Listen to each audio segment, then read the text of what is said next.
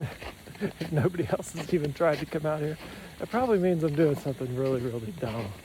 If you're wondering if I've ever used an ice axe before, the answer is no. But I have watched 2 YouTube videos on self-belay and ice techniques, one of which I cut off short because it was going too long and it's getting a little bit boring. So I'd say I'm adequately prepared.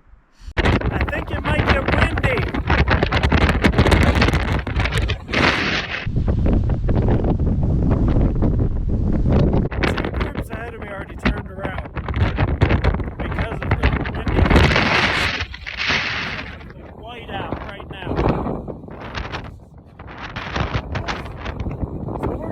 How this goes.